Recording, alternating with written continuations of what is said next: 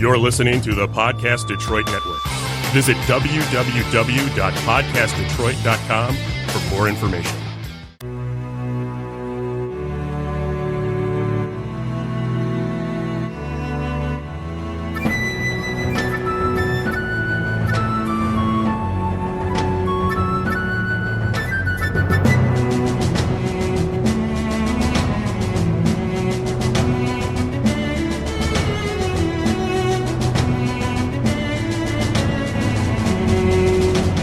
Hello friends, welcome to episode 35 of Storyteller Conclave. This is a show all about helping you run the best tabletop role-playing game that you can.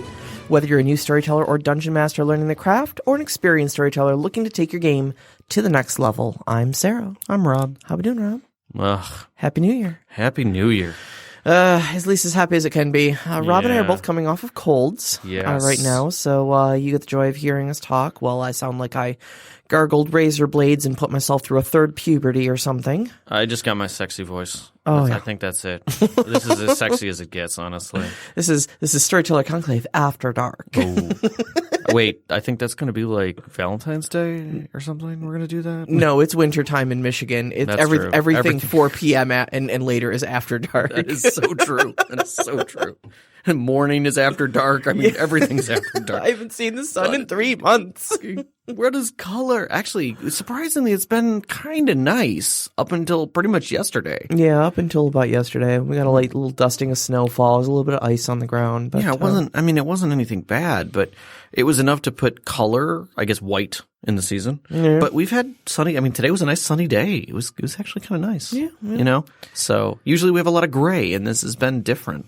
Yeah. So I think that's kind of helped us, get out of the house as introverts. Get a little bit of the funk out of just, the seasonal affective sort of. Yeah. I think that's, I mean, I know some of our listeners suffer from it, definitely. Well, I do. Yeah. And that is something to be considered. And right now, I'm just going to say I congratulate all of the role players out there who got out of your house during seasonal affective disorder time, whatever your season may be, and went to other people's houses and played games instead of just sitting in front of your computer or TV and flexing, doing Netflix until you lose your mind. Absolutely. Absolutely. No, it's and I know it can be a rough time for a lot of people too, because the holidays can oftentimes be very emotionally straining, and especially if there's triggering things in the past and stuff like that. I know sometimes some people just really dread the season. So yeah, definitely. Big shout out to honestly everybody if you're, for all your struggles for coping with it, and I hope you're weathering the storm well. And definitely. I know that I had a lot of stress this season, but it wasn't my stress. Yeah. I was blessed with my family. Mm-hmm. They were really easygoing. They kind of just accepted things as they came, and I think that made it a lot easier for me. Yeah. And it was nice to be able to just get through. And I say that, and it sounds terrible to say to get through. Like, holidays are supposed to be fun, exciting, but as you get older, they're they're same not. Way, though. Yeah. It's like you get the pressure of buying gifts, and the get pressure that those gifts are going to be thoughtful and well accepted and stuff like that. So God, you know what that feels like? Level of social obligation. It's like running a game. It's a bit like running a game. Just, like literally. Every game session is just another holiday waiting. You gotta get the gifts. Right. The stress of giving gifts is exactly the same stress of DMing. If you've never run a game, just remember Christmas and understand that that's how it feels for us every time. Oh goodness, we're excited. We want to do it. Rob, we are trying to entice people to get into the hobby. I'm sorry. We just hit a realization. So anyways, let's talk. Today we're literally just taking it a little easy. It is the beginning of the season for us, and I just wanted to make sure that everybody understood that this show is for our listeners. Yeah, absolutely. We wrap this around the questions and comments and ideas that come from not only you, but other listeners that we have out there, some that are not on the Discord, that we applaud. I will say this flat out. I know we have listeners in Australia. Oh, yeah. We do. And funny enough, they actually helped me with my game. So thank you to you listeners in Australia. You definitely helped me with the game. I will eventually be able to tell Sarah what they did for me, but there was some really cool things that they added. Okay. And go ahead. I had an exchange with someone from the UK, actually, excellent. who was listening to us as well. So, welcome to all of our new listeners, wherever you are in the globe. We appreciate all of you. Join our Discord, please. We accept everyone on it. We would love your input. We'd love to know how gaming is different from where you're at. Yeah, absolutely. And give us those perspectives. Help us get a little bit more, because just in the stuff that I learned, cultural perspectives are so different. Oh, they are. Gaming perspectives are so different. Huge. But there are certain aspects that are similar, and definitely things that we can learn from those aspects. So let us take our Americanized questions here and answers and see what we can do with some of these things that got kicked to us on our lovely Discord. Wait, though, you know what? What? Before we start that. What? Rob got back in the DMing saddle. I did yesterday. Okay, we played the first game of first session of Rob's game. Finally, after like a 3-year hiatus or something like that on it. A little bit more. Oh my goodness! Was it more? A lot more. Was it like 5 years? 2011. No. That was the last entry I have. No. Yeah. Oh my! We haven't played for 9 years, 8.5, something like that. Okay, so this is even more significant than I thought. So Same campaign. I just want to give a shout out to my co-host here. Thank you. We talk about getting back in the saddle and experienced storytellers coming back to the game and whatnot. So I want to give a big shout out to you. Thank you. I was a player in this game. You are. I thought you did a beautiful job. Thank you. We have spent the last day and a half essentially going over breaking some things down and whatnot. Yeah. And, some thoughts about this and some hopes and dreams for future sessions and whatnot. System changes for me. Yeah. Because I'm not as fluent in 5th edition as you are. Well, the old game 5th edition wasn't even technically out, I think, because I think 5th edition's only been out for like 5 years or something like that. So, yeah. I mean, we were using 3.5 rules. Yeah. When we played that. Yeah, so we weren't even using really, Pathfinder. We were using 3.5. That gives you the age. Yeah. So we dated ourselves right there. Yeah. So, it was every bit challenging and anxious at the last minute that I remember. And, I mean, I ran a one-shot this summer, which was nice. Honestly, I highly recommend it if you haven't GM'd in a while or it's a system you haven't touched in a while, run a one-shot. Just to get you kind of like it's like a bike ride up to the corner before you do a marathon kind of a thing. Just get comfortable with what you're doing. Stretch the legs, remind yourself what physical activity feels like. And then step back into it, even if it's a different system, whatever, Yeah. And it was Palladium, which is something I literally haven't run Palladium since I was in my early 20s. Yeah, well, I wouldn't say you missed it. Yeah. You know what? I didn't miss the system. I missed the setting. Yeah. And that's it. And that that was your Robotech one shot. Correct. Yeah.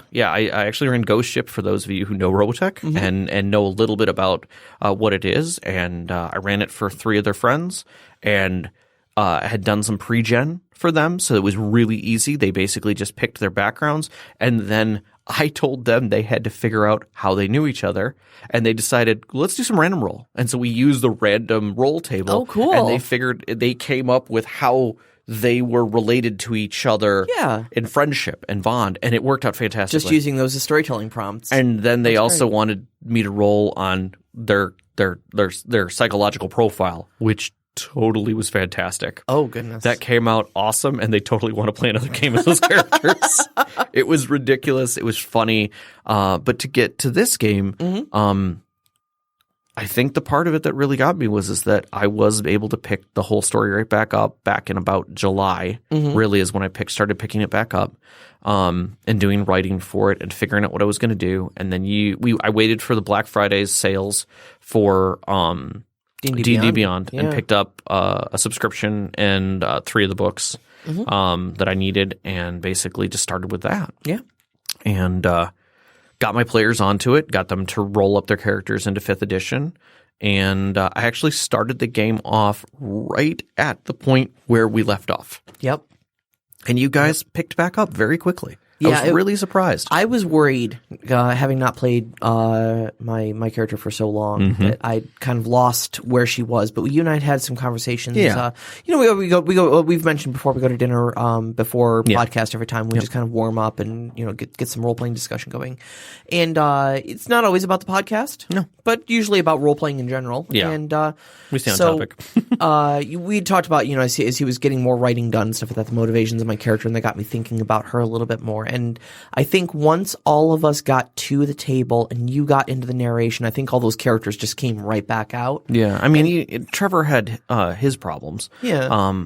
But he said by the middle of it, he remembered his character. Yeah. And that was wonderful to hear. Yeah. I liked how everybody refelt their characters back out and kind of reinvigorated them within themselves. Yeah, and absolutely. that was wonderful to feel. That really was. And it felt good because I really liked this character and I really liked the setting too. Yep. So.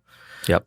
So yeah, just want to give, like I said, I just want to give a quick shout out for congratulate you for getting back in the saddle. I appreciate that. And there's definitely some things that will come out of this, some common threads that we'll be able to talk to the group about things. And they're going to be 5th edition specific for some of them, but even tonight we started coming across some topics. We were like, oh, that's something we can talk about. Yeah, absolutely. And we'll get to that. We've actually got some questions that kind of lead into one of them like we didn't expect. Right. So, do you want to get into the questions first? Yeah, so that's kind of the other thing that we wanted to do tonight. For those of you who are on the Discord, you kind of saw the prompting because we were asking for questions and such like that.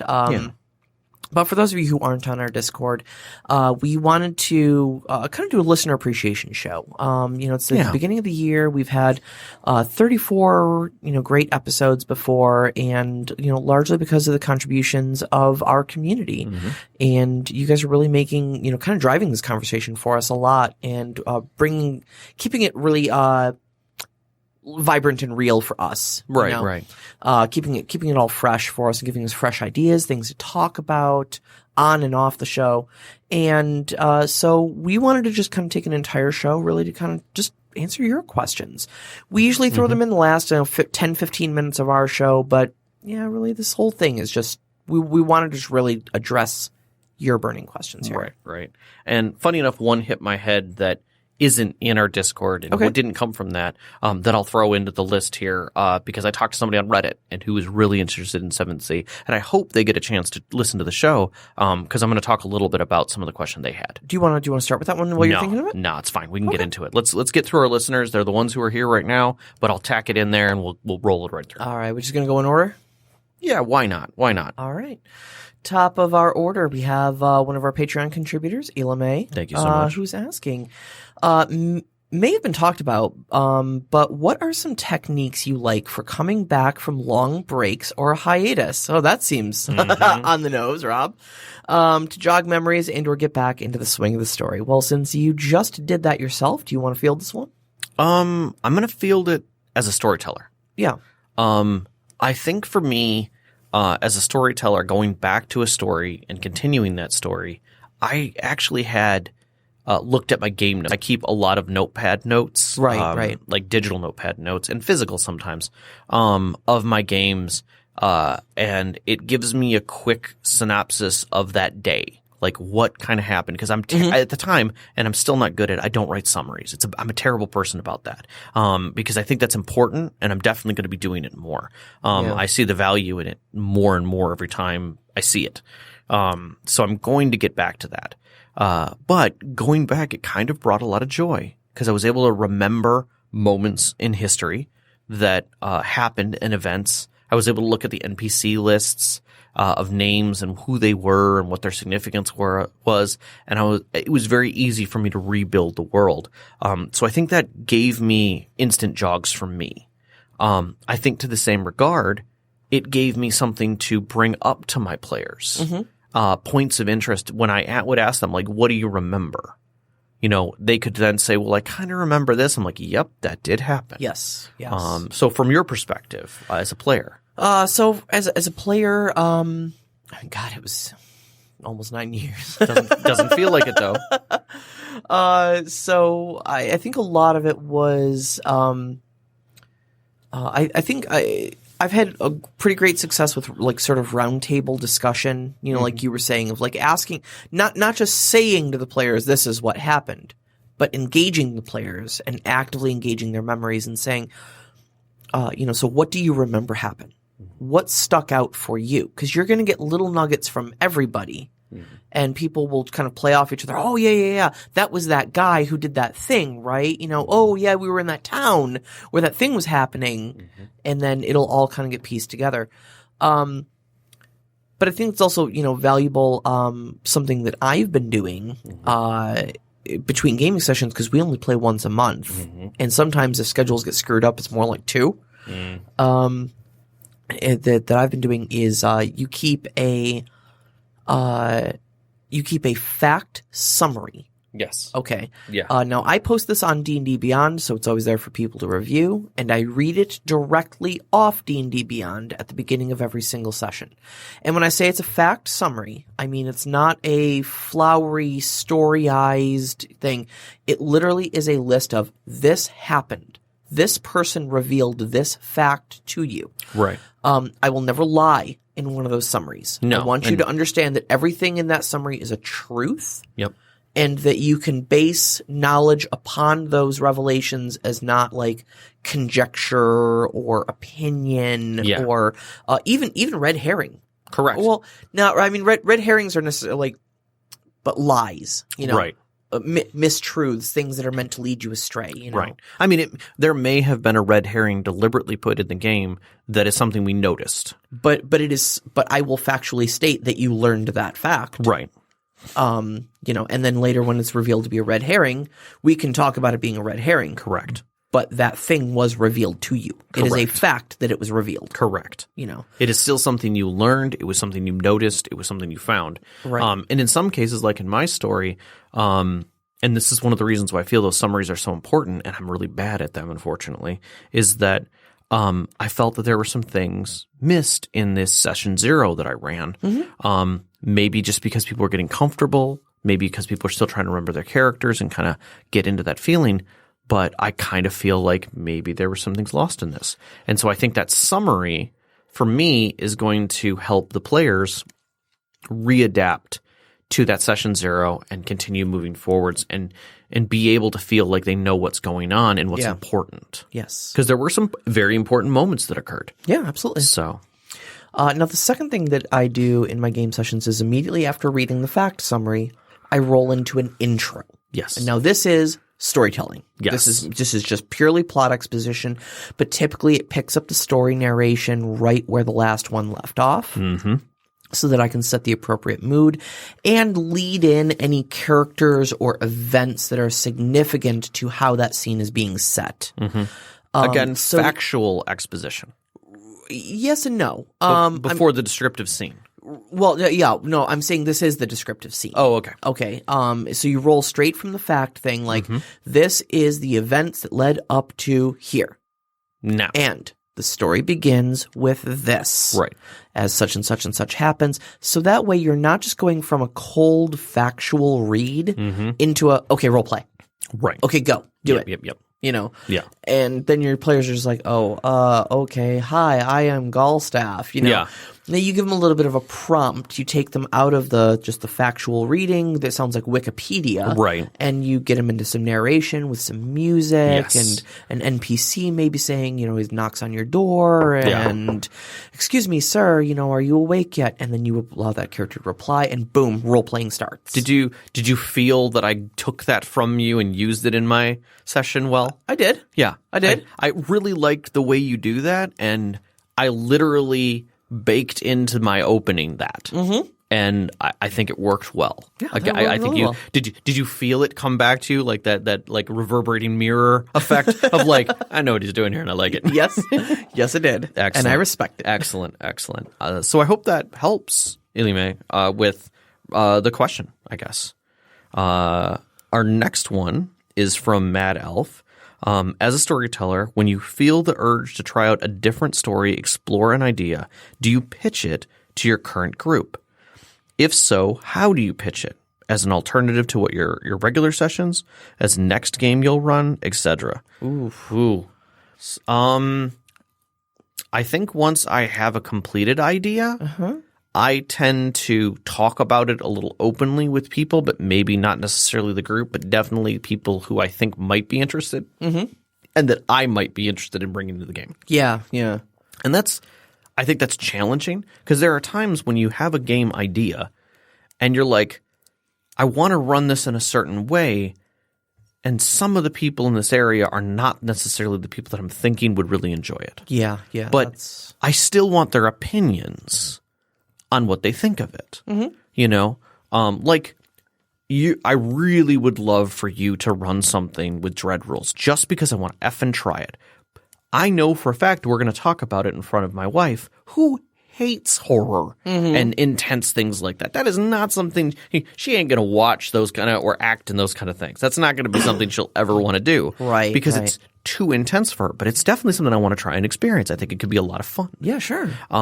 So that's a situation where you're sitting in a group of people like that person is. I mean, they may be interested in the story, but I know they're not going to want to play this game, and it's totally going to play differently with them in the group than I really want to see it. So I think that's definitely something that it's not so much a pitch until you get to a point of saying, hey, I have this idea and I want to run it for people and I'd like you to join me on this. What do you think?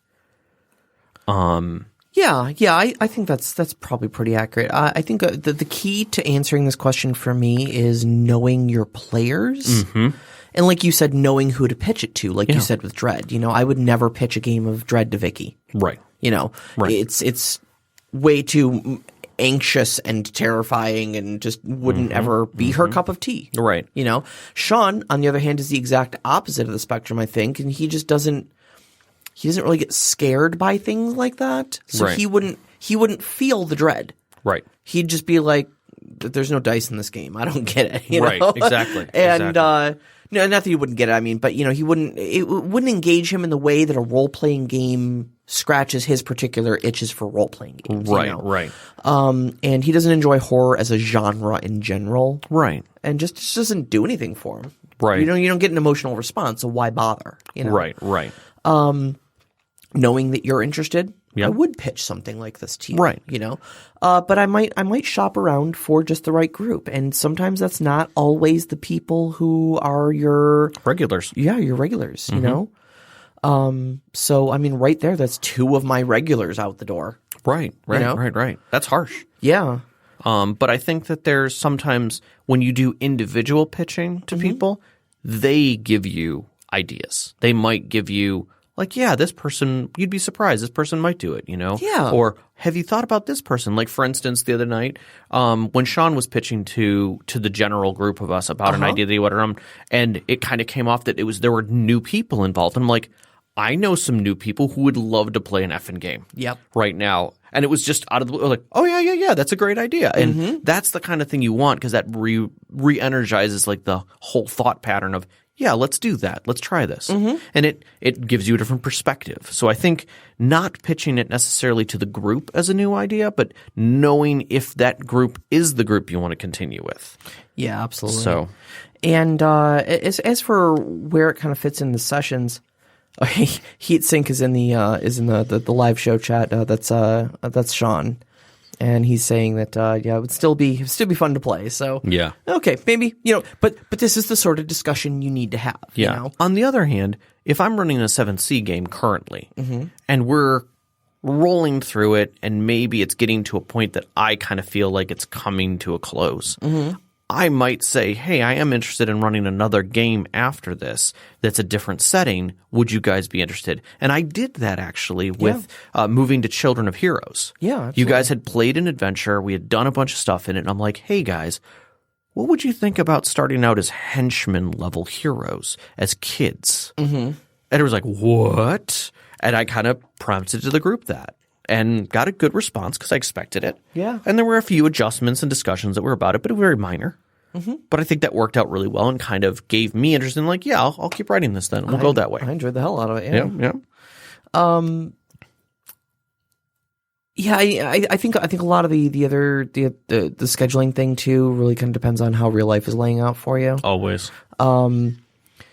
If you're having trouble getting your own once a month regular game going, between the writing and the painting and the crafting new terrain tables. Or just like maybe your head is in the space to be able to continue that type of game. Yeah, exactly. Maybe you can pitch things to your group and say, hey, I can't feel this story anymore. Right. But I am energized by this other thing that I found. Would you go with me to that story? Yeah. Would you move with me to that story? And we just moved to that story. I think something I saw online, it was like the storyteller is a player in their game too, and it is important that everyone, including them, is having fun. Right. So if your game is stressing you out, but there is a new idea that is inspiring you, maybe it is time to have a conversation. Yep. About moving on. You know. So yeah, but talk about it. Yeah, exactly. Communication is key. We're going to keep selling that even through 2020. Oh, my goodness. All right, you want to take the next one? Yeah, sure. Top-level contributor, Knox in the Box. Knox. Thank you. We'll hype him today. Absolutely. We've said that killing a PC at the hands of a random thug is unsatisfying. But is maiming them too harsh an alternative? Losing limb, perhaps, instead of your life? In the long run, could this be worse to recover from if the player would much rather just roll a new character? I have a lot of feelings about this topic. It could take a while. Oh, well, we got a whole show for it, man. I know. This is actually a really great question. Okay, do you want to go first, or do you want... I'm going to let you go first, because I could go on for a while about this. So as far as deaths of characters or, permanent inconvenience of characters, like you said. Do we want to avoid that part of this discussion and focus on his alternatives? Not necessarily why you do an alternative, but is the alternative a good option? And is it worse? I think we should focus there because we could have a long discussion on killing PCs. It's a nuanced question. I agree. But where I'm going with it is that I think it needs to be a conversation with your player. Mm-hmm. We were talking a bit at dinner, and you mentioned a player that literally threw a fit and argued with you for an hour, and then left the table and never played with you ever again over the death of a character. He did, and I think that's. To me, that's kind of where a conversation with the player needs to take place. Of so clearly you had different expectations of how this would turn out. Yes. And the death of your character is not something that you see as necessarily acceptable. Is there a way that in our story we can work it out that your character may not be dead, or might be in some way lost, or like you said, maimed, or have lost something very precious to them, so their story can at least continue. Yeah. But at a consequence, because we can't just say okay, well, you utterly failed to eject from your Veritech. And in the middle of what is essentially a nuclear explosion, which your parachute wouldn't have survived anyways. So, and then you fell 4,000 feet afterwards, and you think you're just going to survive literally all of those things, without consequence. I can't do that. Right. But if losing your character is something I want everybody to have fun. Right. The whole reason we're sitting at this table, is so we can tell a story and have some fun. Yep. And if adherence to the strict rule that you should be dead is going to get in the way of that, and it's going to result in you being angry in real life and never wanting to play with me ever again, whatever, it's a guideline. Right. We can work around that. Right. We can tell any number of stories here. Yep. Okay, if you can come up with a feasible reason of why you may have survived, and we can talk about what might have happened to your character. Okay, how badly they were wounded, how they survived the fall, what shore they may have washed up on, who took care of them and nursed them back to health over the next several months, et cetera, how the other players are dealing with your apparent demise because you're missing in action right now, presumed dead. Yeah. But there's stories that continue from that. Yeah. Those characters now have to experience grief. This other character may have to experience a loss of, as you brought up in your own question here, Knox, a limb. You may have some sort of, if you're in a cybernetic, sort of environment, you may have a bionic replacement of some sort, and you've got to deal with the idea of being part machine and what that means, and there's all sorts of stories you can tell from that, but that has to be a conversation with that player. Yep. So I don't think it's just as cut and dry as is maiming them too harsh an alternative. Right. I don't know. Maybe it is, but maybe it isn't. Mm-hmm. I mean, is it more important that they keep their character or that they keep all the limbs on the character? Mm-hmm. You know? Yeah. I think it depends on system. Yeah. I think it depends on system and on players. In something like 7th Sea specifically, there are all kinds of things that the story does to keep the story going.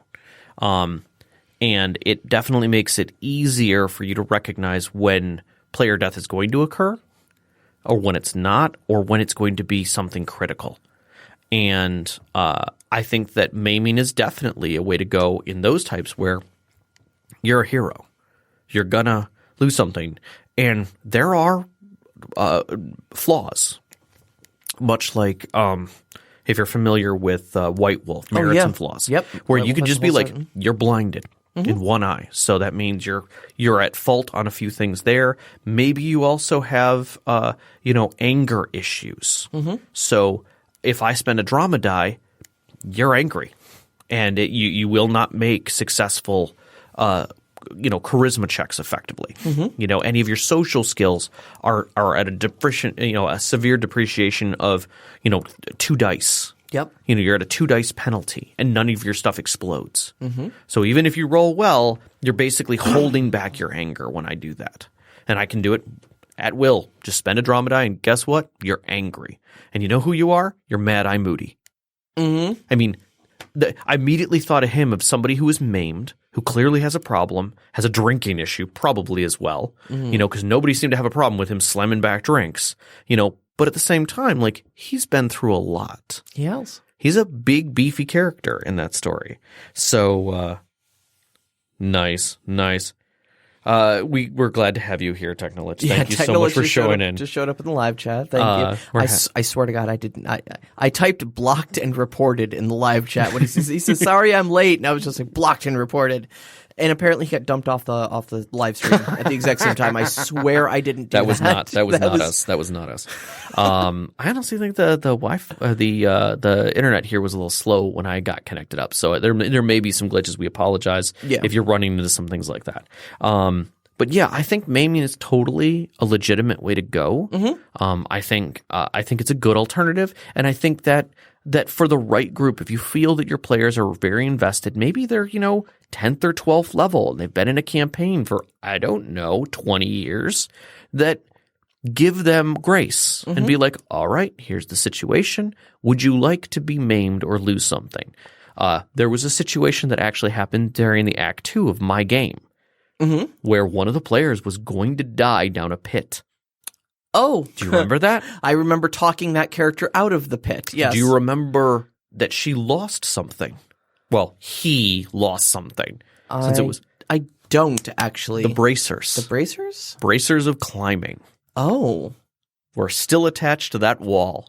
Oh, no, I honestly don't remember. The only thing I remembered about that conversation was that person thought that there was a good thing in the bottom of that pit, and it was not. My character knew that it was a very bad thing in the bottom of that pit, and talked them out of going into it. Well, they were mostly into it. They were dangling on the edge of the ledge. And basically, I had written that pit was basically a pit of death, effectively, and flat out said, like, you don't want to go in there. Like, I'm going in there. I'm like, okay, you go in there, make a climb check. You failed it. Okay. How we want to do this, because you're basically dead. And they're like, what? No, I didn't. I said, I was very clear. Okay. And I said, all right, you're hanging onto the wall after you slip by your bracer. The one important magical item that you love. You can use it as a climbing pick or pin, basically, but you can't climm with it. And they got stuck in the pit and are still there to this day, kind of a thing. Oh, geez. So they lost a magic item, and I think that's a valid way to do it. That's absolutely, if you're a high level character and you lose like a +2 greatsword, that's maiming them. Yeah, that's absolutely. a maim in some case. Especially if you're a fighter. If you're a spellcaster, maybe their spellbook falls. Yeah, that's can you imagine right having there. to restart for your spell collection from scratch? All you have is what's left in your head for the day to write down. Yep. And you spend all day writing those. And maybe you get them out, but you don't have your other spells. You have to unlearn those. Yep. And I mean, that's harsh, but at the same time, you didn't die. No, you didn't die. And your character's going to be scarred by that. Keep in mind too that there's also social maiming you can do as well. If a character is a member of an order that holds, some sort of a code, and if failure is a red enough mark against them, that you nearly died out there, and that we don't think you have what it takes to cut it anymore. You're no longer a member, or you're now demoted. You've been ostracized by your noble family. Yeah. You don't have your money anymore. Yeah. You don't have your clout. You don't get to use the name. Please remove resources 4 from your from your attribute list. Holy crap, that's powerful stuff. Reputation. Mm-hmm. Your reputation has been permanently removed. Yep. Holy crap, what do you mean? And you change up the scenario, because of what happened in that thing, you are now a social pariah. Yeah. Yeah. And those are definitely ways you could get around it. You're alive, you have all your equipment, you still have all your money, and nobody wants to deal with you. Right. And that's challenging. Mm-hmm. So, but again, I want to bring it back around. These are all great ideas, but they should be a conversation with the player. Right. I think in a lot of games, we're still kind of working out of that old mentality, from like D&D first and second edition. Especially a lot of the old guard kind of still see the Dungeon Master player dichotomy as an adversarial relationship. Yeah. And I think it's rapidly changing. And I went back and I'm like, it's not written that way. Mm-hmm. But it's really not. But I think there was a want for some competition there. Mm-hmm. And I think that maybe bred it, Yeah, maybe. I think, you probably end up with some unscrupulous DMs early on in the day who wanted to get that sort of, Game of Thrones style gotcha on their and besides that, players. A lot of times you only hear about the bad stuff. You rarely hear about the good. That's true. It's funny. You talk about good stories, but you don't hear about good storytellers necessarily. You hear about the bad ones. Mm-hmm. Oh man, this restaurant sucks. Their food was terrible. The music was loud, and I never want to go back there again. Great. Do you know any good restaurants? You're like, and you probably eat at 100 places. Yeah. But like thinking of one off the top of your head, you're like, yeah. But the one that sucks. Exactly. Yep. It's true. Look, you want proof of this? Look at Yelp reviews. Oh dear God, yes. Yeah. Look at all your reviews online. Everybody hates you. Well, no, not everybody hates me. 33 people were disappointed out of the literally hundreds of thousands of customers we have. Right. Right. So. Yeah.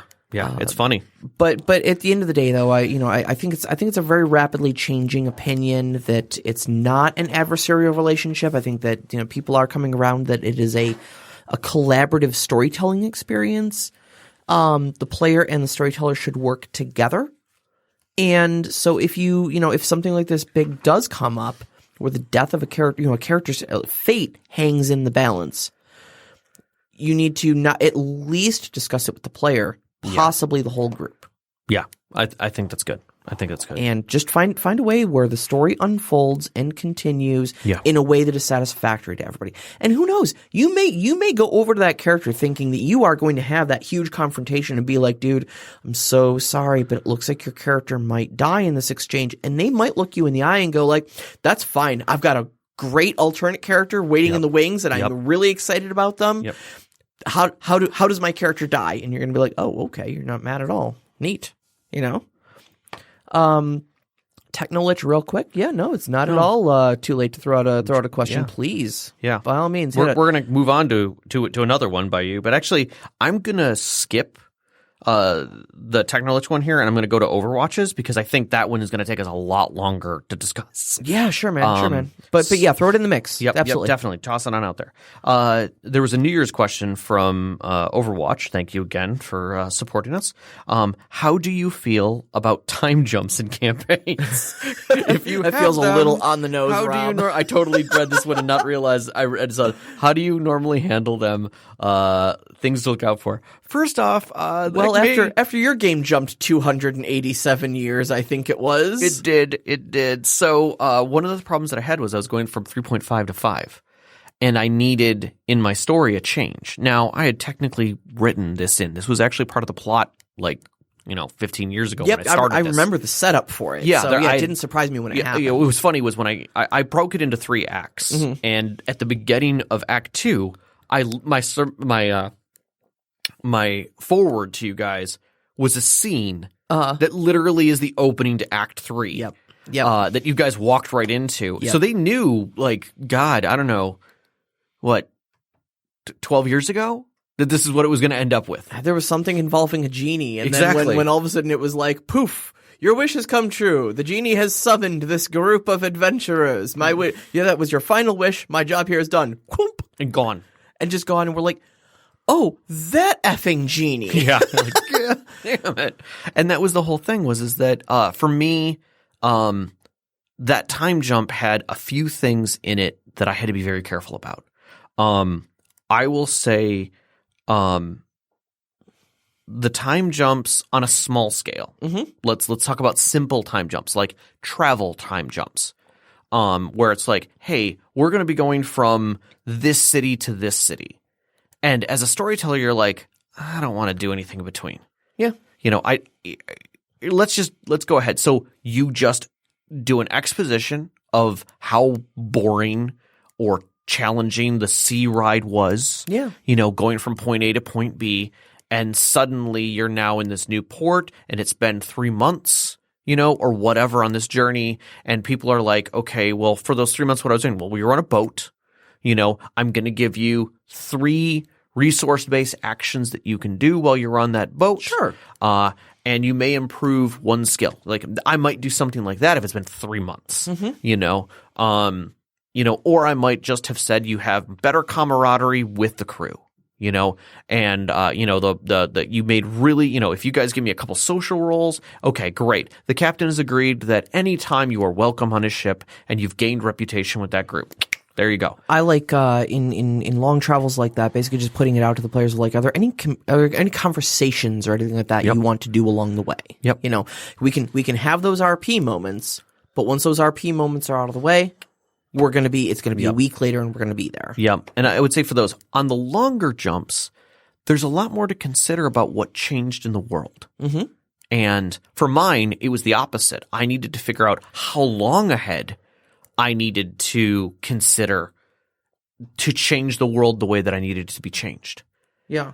So it was necessary for me to say, oh, crap, it's been this long. How long does vast ecological disaster take? Yeah. Wikipedia? Kind of. I did a lot of research to figure it out. I bet you did. And I was surprised by some of the scientific backing that I found for terraforming. I was like, oh, wow. Really? Okay. I was really surprised. No, hey, I'm down with it. Flat out just going to put this out there. Do a little research on how quickly arid areas can go from lush to arid if certain conditions, just simple conditions change. Oh, God, I bet it's a season. Not so much, because it doesn't necessarily change the topography. Okay. A topography change requires a little other things, and I had to put those elements into the game. Mm-hmm. But it's surprisingly light in a geological sense. Yeah. We're not talking thousands of years. I mean, it can. Sure. But realistically, really not that long. Couple decades, and you're a desert now. Surprisingly, yeah. Yeah, okay. It's kind of terrifying. Gotcha. You put a disaster in there, and suddenly it's bad. Like, it's really bad how bad things can happen and how quickly things can happen. People talk about like nuclear winter, or like when Krakatoa went off, what the effects of it was and how far those effects went. There were mountains that suddenly had snow that never would have had them in the past. Oh, wow. In a season. And that flooded a valley. And that valley, because it flooded, killed the vegetation. Because it dried right up. Yep. But that valley was flooded for literally 2 years. Oh, my God. So when it unflooded, that vegetation was dead. It was clay-based at the bottom of it. And it took a long time before that regrew. So it changed that whole area. Wow. I mean, it was just ridiculous. And this was from one geological event in about 50 years. Yeah. And it was like something that normally kind of through a natural cycle may have taken 150 or 200 years. And they're like, nope, it was short. This was like a crapshoot, right? That happened right here. And again, it was a small area by geological standards. Yeah. But it was like reading through all this, I was like, holy crap, okay, so let's do some math here. Let's do a little discussion and see where we go. And it butterfly effect of ecological change, yeah. Yep. So that's kind of a thing. So I would definitely say things to look out for when you make big jumps is what happens in your world. Like how much of your world changes. If it's going to take your group 6 months to sail from one continent to another, does it change anything in your game? Is there a lot of communication that happens? Mm-hmm. For instance, if it's something like D&D, where your group is traveling hard across an area, but the communication between the 2 points is fast, is someone waiting for them? Yeah. Did information come quick enough? Or are they surprising somebody because they traveled there faster than you normally could? Mm-hmm. So time is an interesting thing, and it can work towards your favor in games or it can work against your favor. But I think you can use time many different ways and be concerned the longer that you travel or the longer that the time jump is, the wider the time jump, the more your world should effectively change. Weather, conditions, seasons, people, events. There's things that you have to account for. I think the only thing I have to add, because that's Sure. like perfect. Yep. Like I have nothing to add to that. My only own thought here is that if you're going to do a time jump that's like, okay, it's 2 years later, and you're not like literally physically jumping the characters forward like you did in our game where we jumped the 283 years. You did. You're going to want to have a talk with each individual player about their character's goals, what they may have done, what they may have experienced, what they may have accomplished in those 2 years and such like that, kind of how they wanted to spend those, how they felt about things that were going on, right, and how they might be affected by things that are currently in play. And then, calculate where your time jump goes from there. Yep. But again, I think it's just a conversation with your characters to make sure that things kind of go. They're still their players. They're still their characters. So they still have a say in really what those outcomes are going to be. Yep. There was one thing I'm going to add to this, and I just remembered it. It's not what I was laughing about. I was laughing literally at Technolich right now. Sorry, I don't know why this is happening. It just feels like everything is really on the nose. Really, it's like I just got to stop talking. Is that there was a background the player had written up that I read about that I thought was hilarious. And that was he had just started into like a military kind of situation, and he was pulled into a special group immediately because of his marksmanship kind of thing. He was a good archer, things like that. Sure. And they were like, great. Like, the DM was like, that's really great. He goes, yep. So he went on his first encounter and got petrified, turned to stone. Oh, okay. Whole group died around him. Oh, jeez. So nobody knew he was there. Oh, my goodness. 200 years later, someone's going by and notices a statue in the old Naga forest and goes, you're a person, and turns them back. Oh, no. Oh, that's wild. So last thing he knows, he's staring down some basilisk or whatever it is. Bow out, ready to fire. And then, poof, he's in a completely different patch of woods because 200 years of ecological change have happened. Correct. And I'm like, wow, think of the PTSD attached to that. Like, the war's over. That group isn't there anymore. That nation probably isn't there anymore, right, or at least right. in any form you recognize. Exactly. Cultures have moved on. Song and dance are all different. The wine tastes different. Exactly. So he's out of place and out of time. Oh, wow. Yeah. Funny enough, it's not different than the human astronaut launched into space in cryo ends up in an alien universe. How much time has passed? It's irrelevant to him because he's in an alien land. Ellen Ripley. Yeah, exactly. It's been, 57 years she was in cryosleep or something like that between the two movies? Yeah. So stuff like that, I think that's neat. I think that's neat, fun stuff that can be done. All right, what do you want to do next? All right. So what I want to real quick mention, because we actually are, believe it or not, running a little. Holy shit, we are. We're getting a little close. Jeez. So what I want to say actually is the Mad Elf has a question for us here. What do you do to avoid getting burned out as a storyteller? I think that's a topic on our future show list. It's, I think 2-3 topics ahead. That so we're gonna do that thing where we say we'll get to your question in like a month. We would totally get to your question. But we have a whole show for that. Yeah, it'll come out. We'll even call you out, or you'll call us out on it. Yeah. Do you want to do the live one? The live question? Yeah, let's do that because I think it's really on the nose for what happened in your game. So Technolich is in our live chat right now, which is a perk that is available for our Patreon supporters. What? And so he asks us, doppelgangers, what are some good tips for using shapeshifters imitating PCs without tipping off the players that it isn't the genuine article? I'm going to say this. Okay. They don't all have to be shapeshifters to be doppelgangers. Sometimes they're just people who heard a prophecy and tried to swoop in to fulfill it. Yeah, I'm not going to say they were evil people, but I'm definitely going to say they were profiteers. They were opportunists. Yes. So imagine, if you will, you're the DM comes to you and says, a man propositions you as a group and says, I have a proposition. You all seem like good, strong fighters and wizards, but there's really not a lot of money for you out there. But I know there's a group looking for you. So what do we say we pick up the past and I help you become heroes early?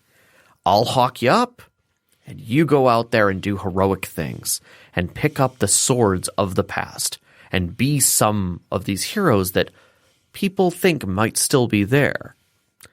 And those heroes showed up in the game as doppelgangers, and then my players showed up out of the past. Then the real genuine article gets pulled in by a genie Exactly. in a huge time jump, and we run into each other. And that happened in the session 0 of my game because I wanted to get people into it. And basically, exactly what you just said. I walked them over the hill like it was a freaking Western and had them walk right down like, we are those people. And the other group was standing right there about to announce themselves to everyone else. And they were like, wait, I'm those people. Well, I was kind of standing back just going like, oh, okay, no, I'm just going to let this unfold. Yeah. Because I know who I am, but I just kind of want to see what happens here. Yep. Like, I got nothing to prove. Yep. What I will say on my own end, I had a character in a very long ago past campaign that had a sense of mistaken identity in his character background. There was another adventurer who looked very similar to him. Wasn't an exact doppelganger or anything like that, but similar enough that the two were mistaken for each other frequently. And so what I did for this was the character would already have a reputation in places he'd never been. And sometimes it was good.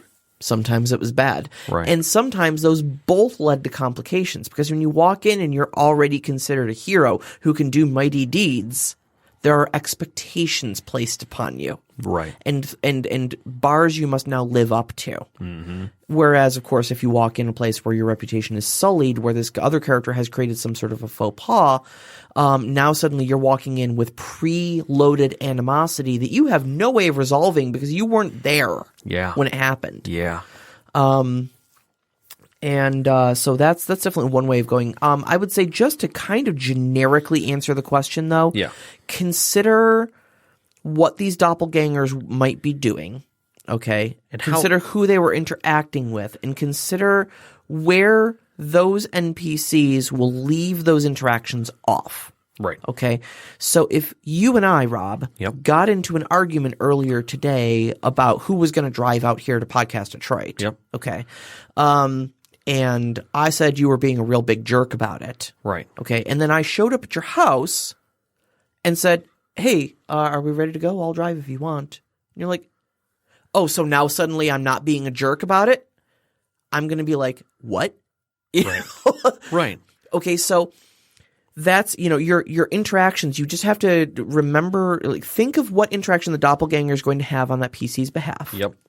Think of what reaction that is going to leave the NPC with, and then begin your interaction with the PCs based on that reaction. Correct. Correct. And Always just go keep the from other there. person in mind. Right. I've done it in a few games in subtle ways where basically either the PCs were impersonating somebody, and so they had to keep up what those people would be like. Yep. It is no different for an NPC to do that. Yes. And often they're going to try and set the stage for who they are being the right person versus the PC being something they're trying to emulate.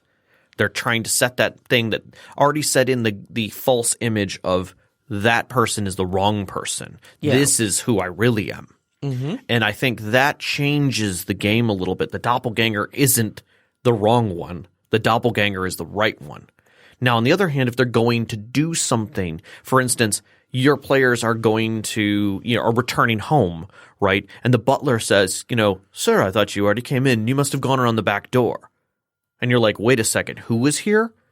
I thought it was odd that you went immediately to your office, and started working. But you did ask for your special brandy, which I had to go downstairs to get. I took care of it. Would you still like a glass of it? And you're like, wait a minute. So that person came in, did just enough of a good enough job to get past the butler, and then immediately asked for something that would take a long time to get. So that they could start infiltrating what they need, but they're going to get out of there as quickly as possible. Yep. So, Yep. Awesome. Thank you. I hope that kind of gives you a feel for what you're looking at.